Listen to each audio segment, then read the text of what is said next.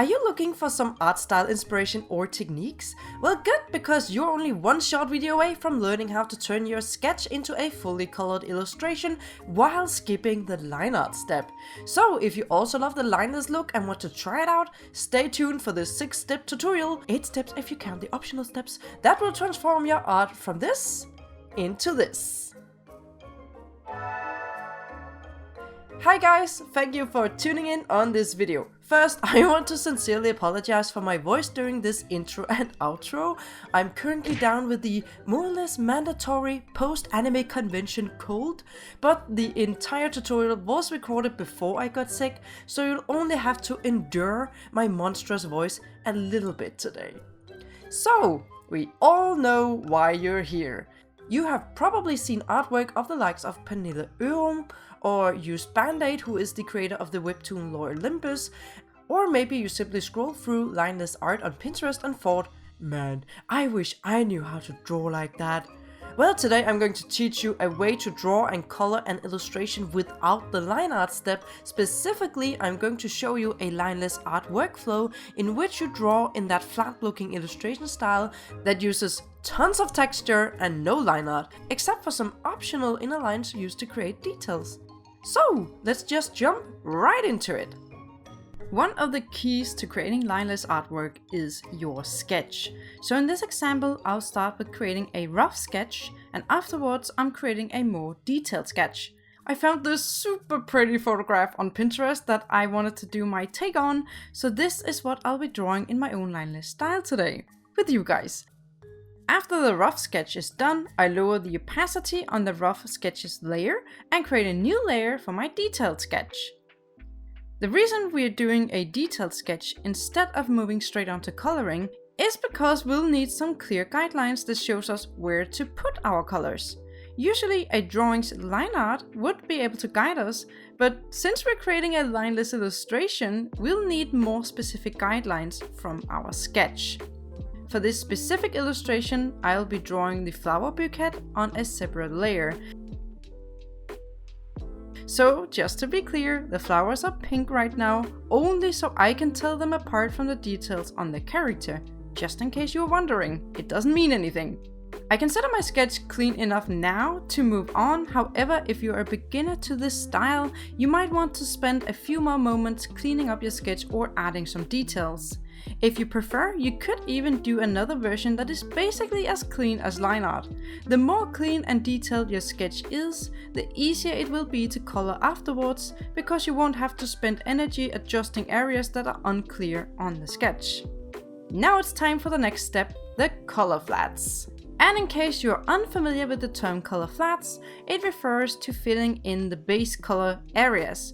One way to do the color flats is dividing your base colors into separate sections or areas, like you'll see me do in this tutorial. First, I create a folder for my color layers underneath my sketch layer, and inside the folder I create a new layer for the skin color. This will be the base color layer for my skin.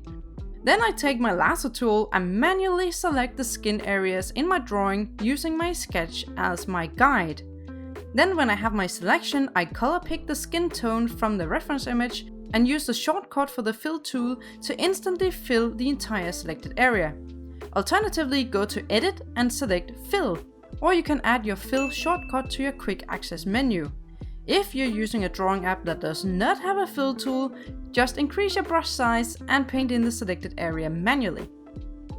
I also use a round hard brush with a high stabilization or smoothing on it to adjust or correct the flat color areas or adding details, especially in the hair. Now continue to create color flats for all the sections in your illustration until you've fully colored all your flats. You'll also see me create some layers that are very specific for this particular illustration, because there are some details on the sleeves and on the dress that are see-through. Please don't worry too much about my layer structure though, because it is the technique I want to teach you. Just know that my illustration's base colors are divided into separate layers.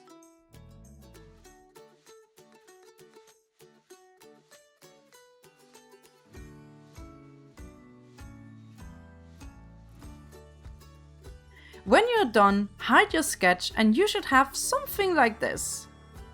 It looks very flat and kinda silly right now, so let's add some shading to make up for it. So now we are moving on to the shading technique. This is also what I would consider the majority or the main part of this tutorial. Lineless artwork can have so many different looks, but the one I'm teaching you today is one that relies heavily on texture and that keeps the overall flat look. And the way we're going to achieve this look is to use textured brushes and do a minimum amount of shading. If you use Clip Studio Paint, I can highly recommend the brushes that I'm using. You can download them from the Clip Studio Paint asset store and they're currently free as I'm recording this. They are called Set of 22 Realistic Pencils, created by the user Saturn Stay. For shading this illustration, I mainly use number 15 fine grain pencil with tilt. But you can basically use whatever texture brush you like. If you're using Procreate, you should already have a wide variety of textured brushes as part of the standard brush set. Just look for the chalk brushes or something like that. You can then either create a new layer for each base color layer, turn them into clipping masks, and then add your shading on the clipping masked layers, like I'm demonstrating with the skin right now. I start by adding some blush to the face. Remember that in Clip Studio Paint you can turn your brush into an eraser by clicking on the shortcut key C, which switches from your drawing color to transparent. Or you can click the transparent box here next to your colors to achieve the same result in case you don't have a keyboard. That way you can erase using the exact same brush and texture you're painting with, which is really relevant when you're using a brush with texture.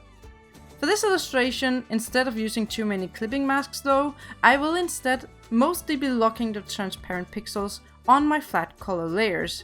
This little icon here means that I have locked the transparent pixels on the layer. The result in the end is the same, the only difference being that I'm just shading directly on my color flat layers instead of using a separate layer as a clipping mask.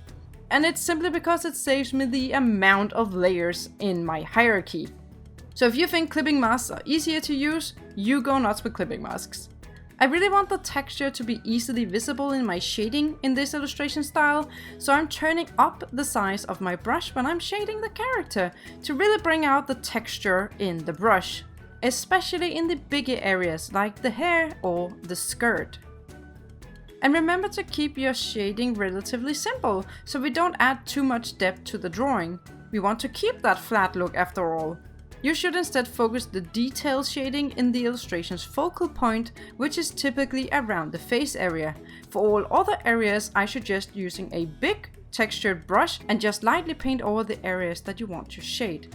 It will kinda look like a texture gradient, but that's the whole idea. So instead of using line art, we are separating areas on the character using contrast. This is one of the key features to this painting style.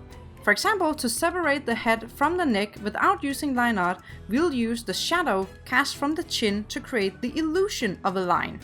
I used the lasso tool to select the area below the chin to separate the areas with a clean line, and then added my textured shadow below just using my brush.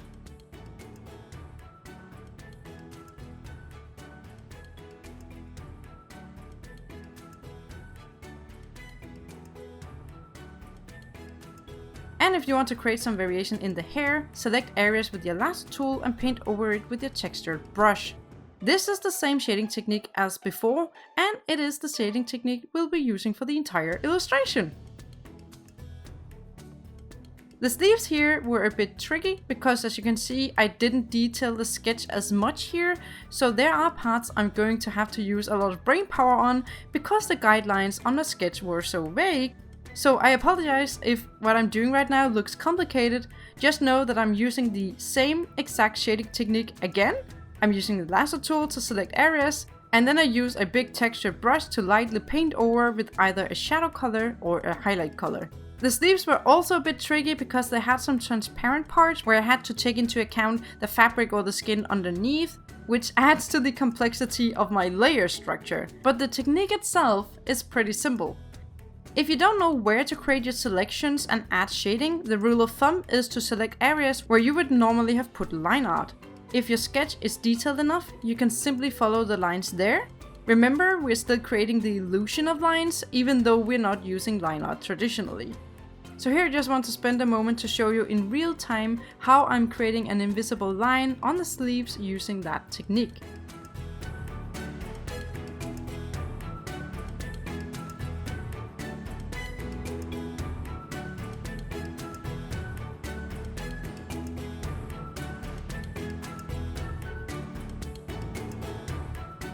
You should also remember to turn off the visibility of your sketch layer once in a while, just to preview your shading. If you have a hard time telling the different areas on your character apart, maybe you should use a darker shadow color or a lighter highlight color to add more contrast.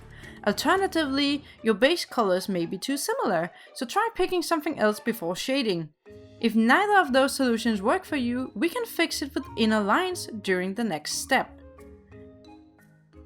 Once you've done the majority of your shading, it's time to add inner lines. Yes, we are adding lines to a lineless painting. Crazy, right? But seriously though, the colored inner lines are a part of the style, and like I mentioned before, they can be used to separate some areas that are otherwise too similar in color or contrast. For my inner lines, I used brush number 3, the leopard pencil. You don't have to use a textured pencil for inner lines, but I personally just like that look. Then on a new layer called lines, on top of your color folder, I simply paint in some lines in different colors. How dominant your lines are or how many there are really depends on your preference, and there are no wrong or right amount of lines. I like to use inner lines to draw details or separate areas of the same color. And while I'm adding these lines, I'm also doing the last bits of shading I had postponed until now, such as the eyes, ears and hair clips. I also want to add some inner lines to the hair. Here I think it's important not to overdo it, or the hair might end up look over-rendered compared to the face, which should be the area with the most details. I'm making a selection of the entire hair layer by right-clicking on the layer and choosing Selection from Layer, Create Selection. This way I can only paint in my selected area, which is confined to the hair right now, but I'm still drawing on my lines layer. And the final step is adding some rendering. I don't want to render too much because, as I said, I want to keep the simple and flat look, but adding some rim lights is almost always a nice touch. So I'm doing that using a mask locked to the entire silhouette of my character. If you need to know how to master layer masks in digital art, I have a specific tutorial just on that. I'll put the link in the video description and add a link in the top right corner right now.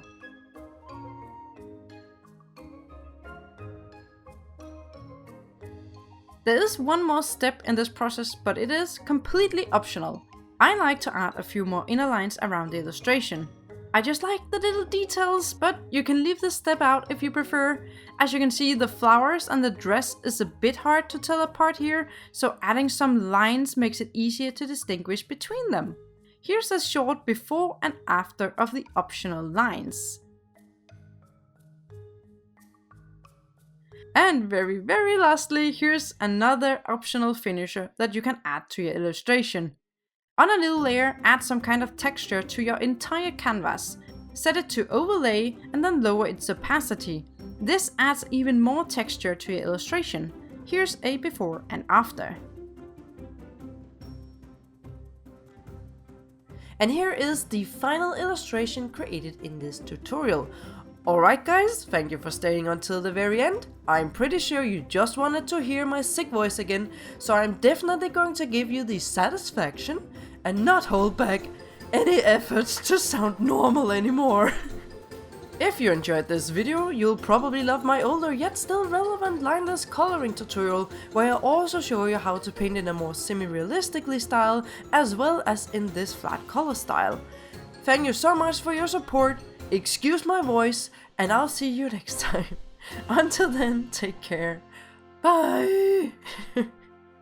Help me.